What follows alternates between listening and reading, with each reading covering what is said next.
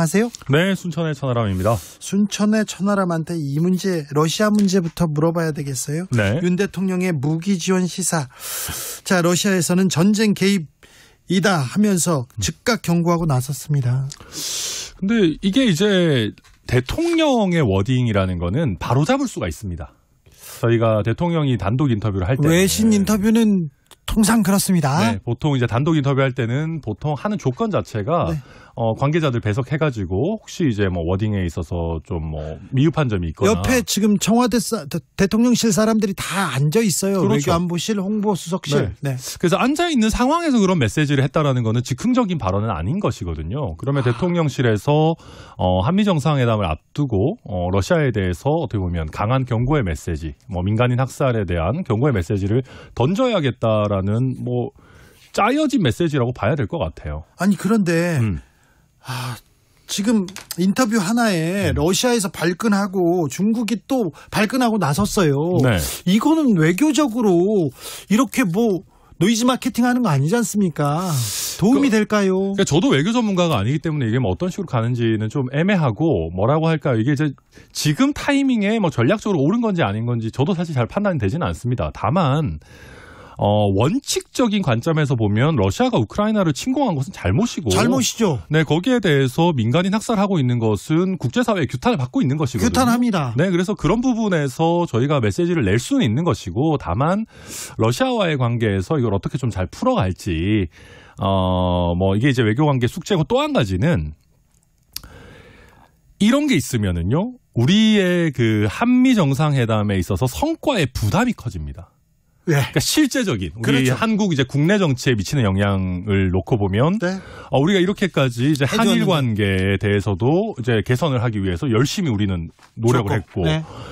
러시아에 대해서도 이런 강한 경고의 메시지를 던졌으면 이제 미국 쪽에서 어떻게 화답을 할 거냐라고 하는 부담이 또 커질 것이고 또 한 가지는 이제 대통령실에서 러시아 쪽에다가 잘 읽어봐라 뭐 이런 식의 얘기를 했잖아요. 예.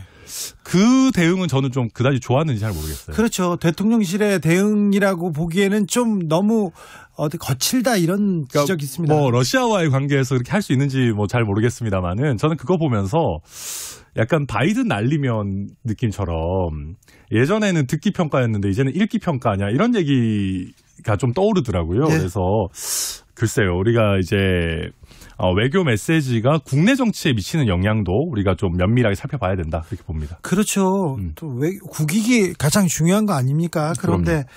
아무튼 인터뷰 하나에 러시아가 지금 발끈하고 중국은 불끈하고 있습니다. 어제 4.19 기념식이 있었는데요. 피로지킨 민주주의 사기꾼에 농락당해서는 안 돼. 대통령의 메시지 어떻게 보셨어요?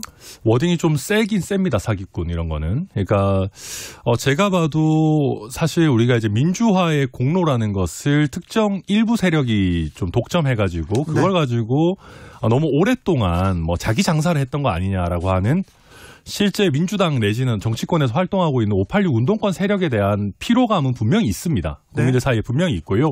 그걸 대통령께서 지적하고 싶으셨던 것도 이해는 할 수 있는데 그걸 굳이 4.19 기념사에서 하셔야 되느냐에 대해서는 글쎄요, 뭐 저도 조금 뭐 굳이 이렇게 센 단어를 그 기념사에서 쓰실 필요가 있었느냐 저는 좀 의문입니다. 대통령실에서 이렇게 센 단어, 이렇게 약간 거칠게 보이는 이런 단어를 꼭 쓰셔야 하는 건지 거기에 대해서는 좀 한 번 더 고민해볼 필요가 있는 것 같아요.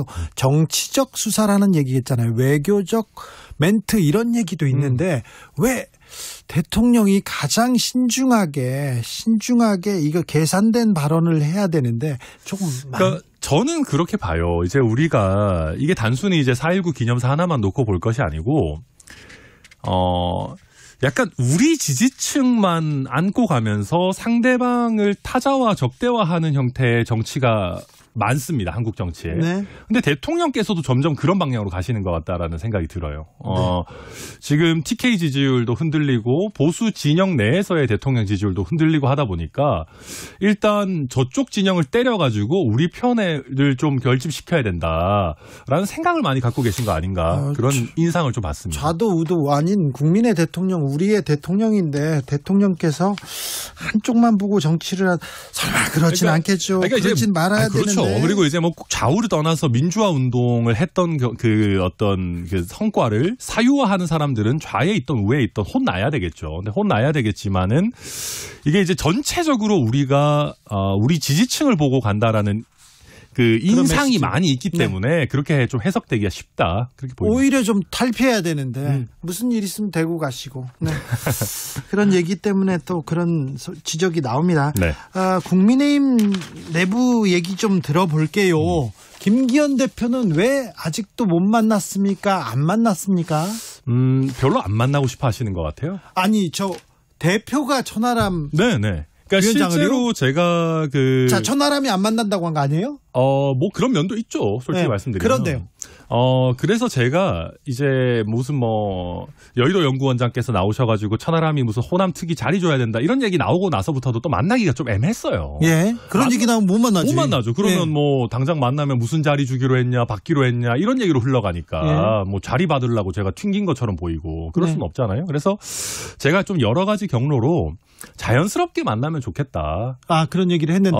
왜냐하면은 순천에 대통령이 오셨었잖아요. 얼마 전에. 그때 대표도 오시면 자연스럽게 만나면 되는 것이고 또 전주을 보궐선거를 하는 과정에서 제가 예를 들면 지원 유세를 같이 간다든지 그런 건 굉장히 자연스럽잖아요. 그러면 뭐 꼭 어떤 대가 관계 같은 생각도 안 들고. 그래서 그런 그 의견을 전했는데. 그러니까 자연스러운 만남 추구 이런 거를 이제 조금 뭐 직접적으로는 아니지만 자만추, 원하는데 간접적으로 말씀드렸는데 뭐 별로 그렇게 의지가 없으셨던 것 같습니다. 응답이 없어요? 뭐 전주에 지원 유세 와달라 이런 얘기도 한 번도 없으셨어요.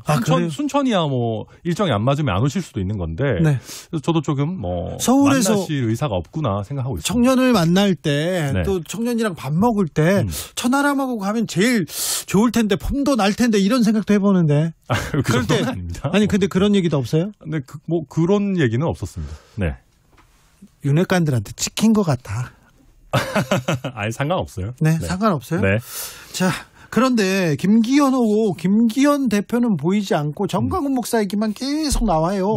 그리고는 최고위원들 설화 계속 이어집니다. 참 이분들한테 마이크 계속 이렇게 갖다 대면요. 당 망할 수도 있다 이런 얘기 나옵니다. 정말 걱정입니다. 네. 지금 결국 이렇게 되면은 징계해가지고 해결이 되질 않아요.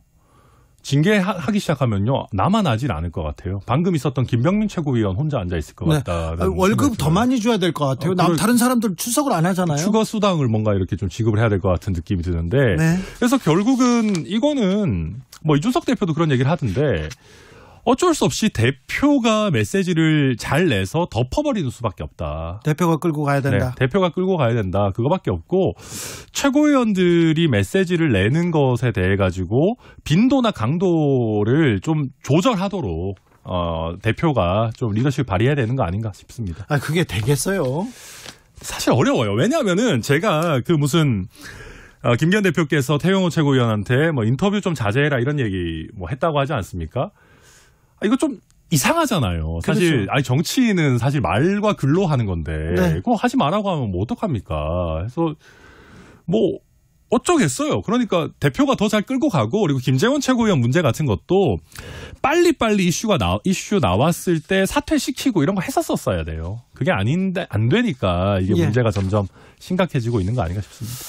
뭐 잘 되겠나? 최고위원회 왜 나갔을까요? 그분들 공천 좀 맞죠. 편안하게 받으려고 그렇잖아요. 그렇죠. 네, 공천 아직 불안한 것 같아. 좀 다져야 돼. 그러니까 방송 인터뷰에서 센 발언하고 그리고 이제 정광훈 목사가 뭔가 도움이 되는 것 같으니까 그러니까요. 당내 경선에서도 써먹어야 되겠다 싶어가지고 정광훈 목사한테 아부하고 그런 거 하는 거거든요. 그렇죠. 네, 그래서 결국은 그런 분들한테는 우리 당원들과 국민들께서 회초리를 때려주시는 게 궁극적인 해결입니다. 정광훈 목사 이슈는 사라질까요? 조금 없어질 것 같아요. 왜 없어졌냐면요. 지금 대통령의 그 발언 때문에 외교적 참사가 지금 정광훈 목사를 가렸다 이런 얘기 나옵니다. 아니, 저는 그렇게까지 생각은 하진 않고. 정광훈 목사가 이제 한 사이클을 다 했죠. 본인이 기자회견도 잔뜩 하고.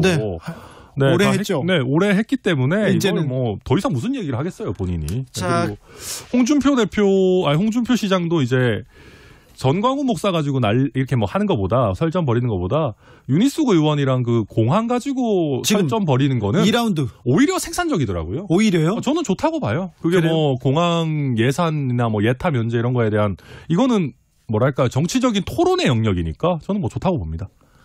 아, 그래요? 토론회. 홍준표 대구시장 윤희숙 전 의원하고 설전 이어가는데 이게 네. 멈출 생각 없습니다. 홍준표 시장. 그러니까 이제 너무 뭐 응석 부린다, 뭐 꼰대다 이런 거 말고 제가 봤을 때는 그 내용에 집중해서 토론하면 뭐 저는 나쁘다 생각하지 않습니다. 그렇습니까? 네. 뭐 토론은 이어져야죠. 그럼요. 네, 홍준표 시장 저기 물러서지 않는데 아마 정광훈 목사도 물러서지 않고 계속 얘기하실 거예요. 그렇죠. 네. 그래서 이제 정광훈 목사도 그런 거라니까요.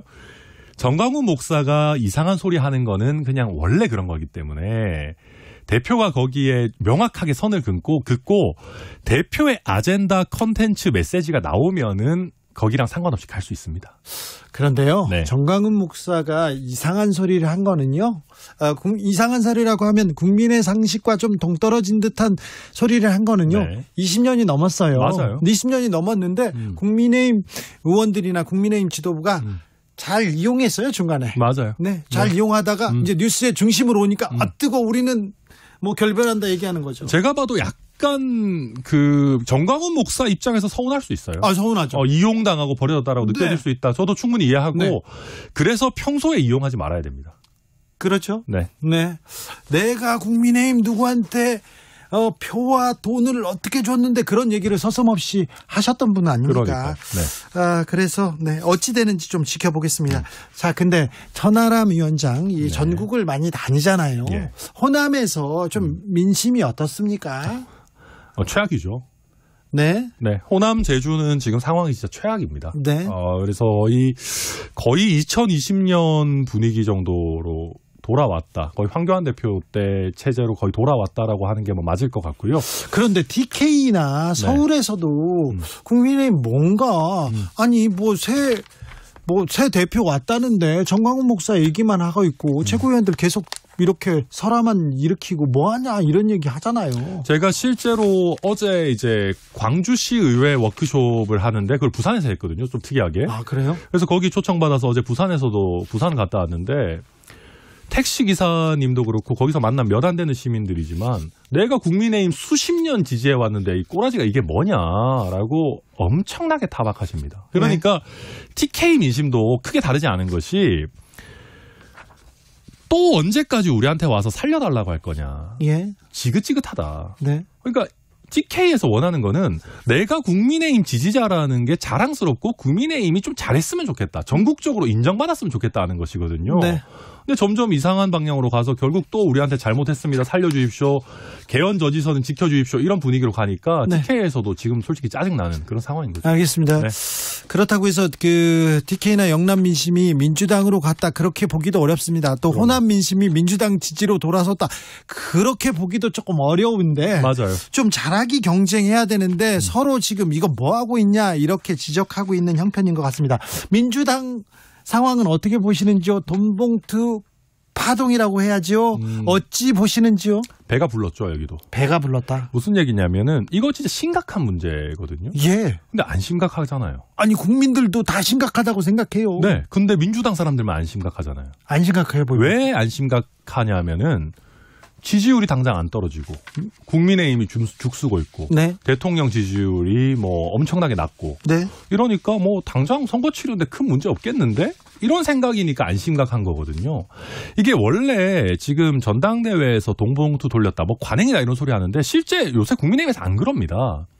자기들끼리만 관행인지 모르겠는데 그리고 관행이었어도 들켰으면 제대로 사과를 해야 될 거 아니에요. 근데 그거 얼마 돈 되지도 않는 거 관행인데 이거 가지고 그러냐 이런 소리 하고 있으면은 지금 민주당이 착각하고 있는 게 당장 이게 지지율에서 빠지지 않더라도 국민들로 하여금 민주당이 그래도 옛날에는 조금이라도 도덕적으로 우위가 있는 줄 알았는데 라는 건 이제 다 까먹었고요. 그리고 본인들이 뽑아놓은 당대표의 어떤 그 전당대회 민주적인 정당성이라는 것도 완전히 상실시키는 겁니다. 이거 당 이름 바꾸고 난리 쳐야 되는 그런 사안인데 좀 너무 조용해요. 저는 위기감 못 느끼고 있다고 봅니다. 민주당 지도부가 위기감을 지금 못 느끼고 있습니까? 그거의 가장 큰 조력자가 사실 국민의힘이기 때문에 네. 제가 뭐라 드릴 말씀은 없는데 네. 국민의힘이 만약에 조금 더 잘하고 있었고 이번에 민주당 지지율이 열세에 있었다면은 결코 이런 분위기 아니었을 거예요. 그렇죠. 네. 네. 이 지금 지지세 때문에 민주당이 좀 안이하게 판단한다 이렇게 보시는군요. 네. 리얼미터가 미디어 트리뷴 의뢰로 이달 10일에서 14일까지 닷새간 조사했습니다. 윤 대통령 국정수행 33.6%, 부정은 63.4% 기록했습니다. 국민의힘 정당 지지율은 33.9%, 민주당은 48.8%로 집계됐습니다. 자세한 사항 중앙선거 여론조사심의위원회 홈페이지 참조하시면 됩니다. 다 그렇게 생각한대요. 민주당에서는 아이고 국민의힘만 보면 우리는 힘이 나. 뭐 대통령 영부인 나오면 우리는 괜찮아 이렇게 얘기하고요. 국민의힘에서는 자기 봐라. 민주당 봐라. 돈봉투 봐라. 이재명 대표 나오면 우리 힘이 나. 이렇게 서로 얘기한다면서요? 그렇죠. 네. 네. 그리고 이게 저는 간단치 않은 문제라고 보는 게 이재명 대표한테도 안 좋아요. 그러니까 송영길 대표 이렇게 안 오고 뭐 프랑스에서 계속 버티고 있고 이런 거 누구에게도 안 좋습니다. 안 좋고 네. 또 민주당에서 돈 봉투를 돌리는 문화가 있구나라고 하는 인식을 주면은 예전에 대장동 일당들이 뭐 전당대 대선 경선 과정에서 호남 쪽에 무슨 이재명 당시 후보를 위해서 돈 봉투를 돌렸느니 아니니 뭐 이런 얘기 있었지 않습니까? 이런 거에 있어서도 저는 이재명 대표에게 굉장히 안 좋은 영향이 있을 거라 봅니다. 네. 자, 천하람 위원장 이 문제도 좀 물어보겠습니다. 네. 정의당 의원과 이준석 전 대표 그리고 박지원 전 비대위원장이 만나서 새로운 길 얘기를 했습니다. 그리고 금태섭 전 의원도 제3당 창당 가능성을 띄웠는데요. 어떻게 보세요? 지금 우리 정치가 이제 국민의힘, 민주당 모두에 대한 실망감이 많이 쌓여 있죠. 네. 게다가 원래 이제 중도 정당을 표방하던 안철수 의원도 이제는 국민의힘에 와 있는 상황이기 때문에 제3당을 시도하기에 좋은 상황인 거는 맞아요. 예. 그런데 글쎄요, 이게 지금 상황에서 금태섭 의원이 주도를 해가지고 과연 될까? 저는 솔직히 잘 모르겠습니다. 그렇죠. 네. 금태섭 의원과 김종인 전 비대위원장이 손을 잡았다고 해서 이게 파괴력이 크게 생길까? 만약에 네. 국민의힘 공천 과정에 이준석계 그리고 유승민계가 학살을 당하면 그 사람들의 신당 가능성, 그 사람들의 파괴력은 클 것이다. 그렇게 전망하는 사람들도 있어요? 그거는 이제 일단 당사자들이 저를 포함해가지고 다 이제 선을 긋고 있기 때문에 가정적인 상황이지만은 그럴 정도로 이제 양당이 정신 좀 차려야 된다. 네, 그런 상황이라고 봐야 되겠죠. 네. 정신 좀 차려야 되는데. 정신 좀 차려야 돼요. 진짜로. 언제까지 이럴 건지 국민의힘과 민주당이 어떻게 못하게 경쟁도 이렇게 못하게. 그러니까요. 근데 이게 한번 보시면은 이게 저는 걱정이 그런 거예요. 만약에 지금 3당이라고 해서 깃발 들었잖아요. 근데 양당에서 좀 양질의 인재들 말고 예. 그냥 공천에서 해가지고 그냥 또 썰려 나가가지고 제3당이 실패하는 이유가 가장 그거잖아요. 거기에요. 그냥 패잔병 연합처럼 되면은 네. 이거는 국민들 봤을 때 아무런 그것도 없고 네. 저도 이 금태섭 의원이 최근에 김종인 위원장님이랑 같이 했던 무슨 토론회 같은 거 있었잖아요. 네. 거기 저도 원래 초청을 받았는데 안 갔어요. 괜히 오해 살까봐. 네. 그래서 저나 천하용인 팀에서 이걸 같이 하고 이럴 생각은 현재로서 전혀 없습니다. 알겠습니다. 여기까지 듣겠습니다. 천하람 국민의힘 순천갑 당협위원장이었습니다. 감사합니다. 네, 감사합니다.